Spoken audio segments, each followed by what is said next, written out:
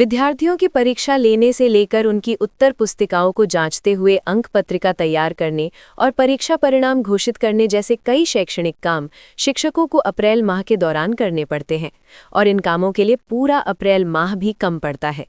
वहीं इस बार प्रशासन द्वारा शिक्षकों पर एसआईआर के तौर पर प्रशासकीय कामों की जिम्मेदारी भी डाली जा रही है, जिसके चलते एक ही महीने के दौरान इन सभी कामों को करने के तनाव की वजह से मुख्याध्यापकों से लेकर शिक्षकों तक सभी के समक्ष असंख्य समस्याएं व दिक्कतें पैदा हो गई हैं, जिसके चलते काम के बोझ की वजह से शिक्षकों के लिए अप्रैल महीना काफ़ी चुनौतीपूर्ण साबित हो रहा है। बता दें कि प्रत्येक शैक्षणिक सत्र में अप्रैल माह को बेहद महत्वपूर्ण माना जाता है, क्योंकि इसी महीने के दौरान सभी शालाओं एवं महाविद्यालयों में विभिन्न कक्षाओं की परीक्षाएं शुरू रहती हैं, जो लगभग 22 अप्रैल तक चलती है तथा शिक्षकों पर ही इन परीक्षाओं के संचालन की जिम्मेदारी रहती है। इसके साथ ही सरकारी नियमानुसार 1 मई तक सभी शालाओं के परीक्षा परिणाम भी घोषित करना अनिवार्य होता है, जिसके चलते 22 अप्रैल तक खत्म होने वाली परीक्षा के बाद विद्यार्थियों की उत्तर पुस्तिकाओं को जांचते हुए विद्यार्थियों की अंक पत्रिका को तैयार करने व अंतिम नतीजे घोषित करने के काम भी शिक्षकों को पहली प्राथमिकता के साथ करने होते हैं।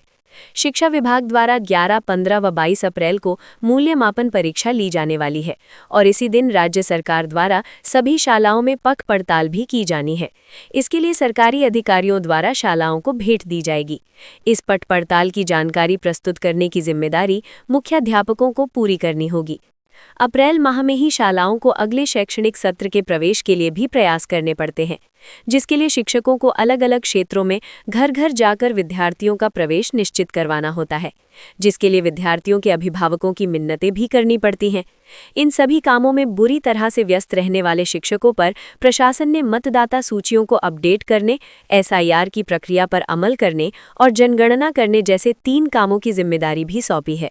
पहले से ही अनेकों शैक्षणिक कामों का शिक्षकों पर बोझ बढ़ा हुआ है, जिसका सरकार एवं प्रशासन के स्तर पर कोई विचार नहीं किया गया है, जिसके चलते इन कामों के अतिरिक्त बोझ की वजह से इस बार अप्रैल माह शिक्षकों के लिए और भी अधिक चुनौतीपूर्ण साबित होने वाला है।